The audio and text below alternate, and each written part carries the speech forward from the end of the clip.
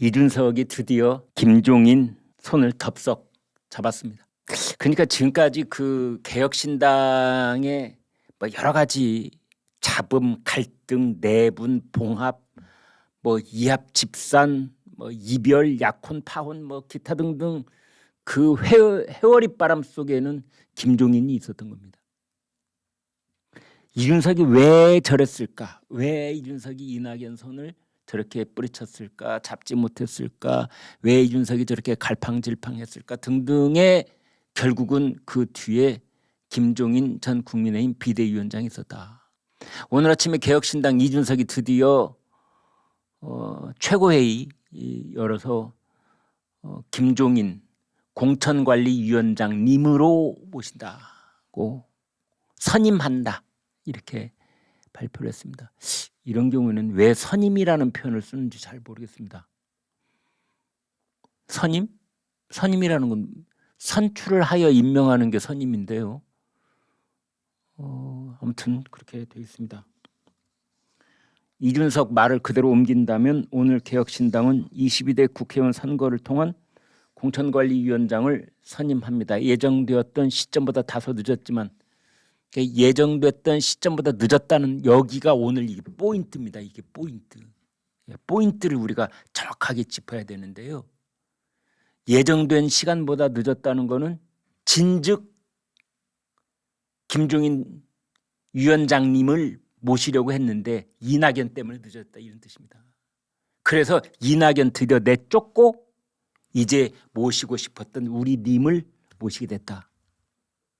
그래서 여기에 이런 거 그러니까 사람이 말을 하면 말이죠. 이렇게 마이크 앞에서 말하면 자기도 모르는 사이에 말 이런저런 부분에 속마음이 다 드러나는 겁니다. 저는 이게 이준석의 속마음이라고 보는 거죠. 예정된 시간보다 다소 늦었지만 이제 그 다음에는 이제 입에 발린 말 하는 겁니다. 어느 당보다 중량감 있고 정무적 능력이 탁월한 김종인 위원장님을 모시게 되었습니다. 김종인 공천관리위원장님을 중심으로 훌륭한 인재들을 발굴해 국민들에게 선보이는 공천 업무에 신속하게 임하겠습니다. 말은 했는데 그 뒷부분은 이제 들으나 마나 하는 말이고 앞에 부분 예정된 시간보다 늦었다.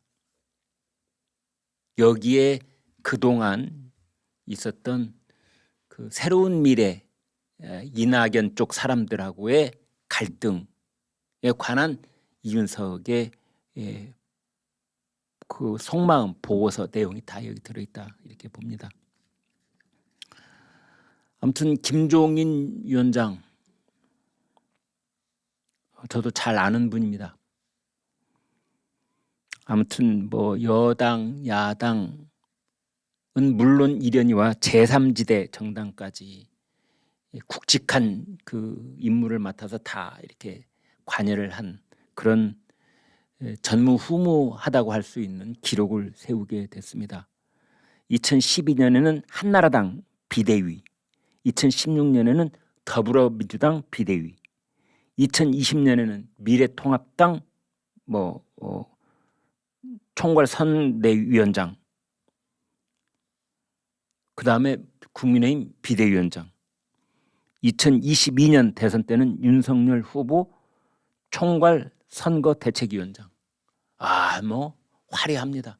거의 킹메이커라고 해도 사실은 과언이 아닌 그런 측면이 있는 게 사실이죠. 근데 이제 이번에는 드디어 22대 총선판에도 다시 한번 이제 뛰어들었습니다.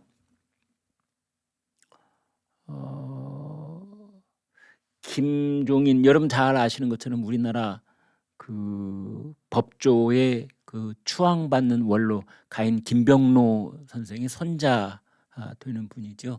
이제 그걸 굉장히 자랑스러워할 만하죠. 네. 그런데 드디어 이제 어쩌면 그 전국 단위의 가장 중요한 선거에 이제 마지막으로 그 역할을 하는 게 아닌가 이제 그런데요. 그건 김종인 위원장한테 이제 그런 거고 이준석 개혁신당 대표 그동안에 있었던 그 모든 일에는 사실은 보이지 않는 손이 끊임없이 작동을 해왔다라고 볼 수 있는 거고, 그 보이지 않는 손의 주인공은 김종인이었다라고 보는 거고요.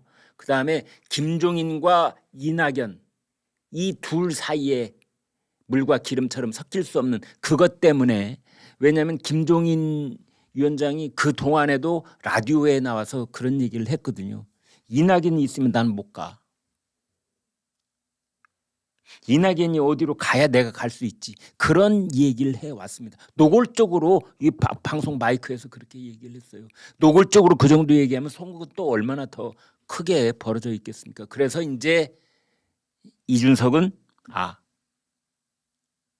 이낙연하고 끝까지 못 가겠구나, 그런 생각을 오래 전부터 했을 가능성이 있다. 그래서 이제 김종민이 그걸 기획이라고 하는 거죠.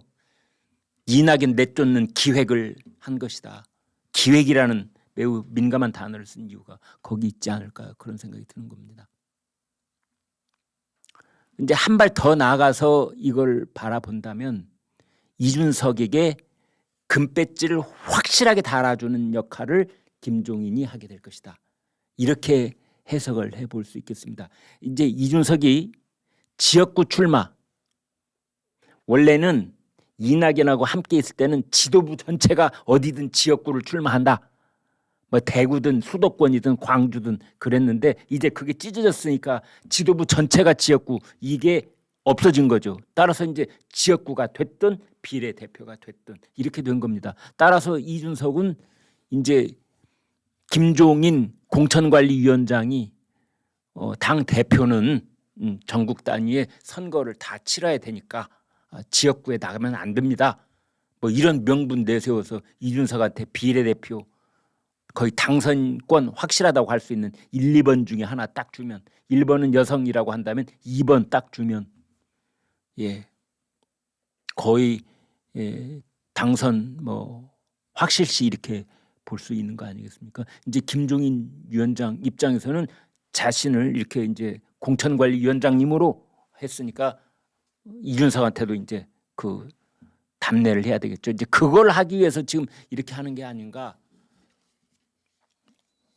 그런 말도 나오고 있습니다.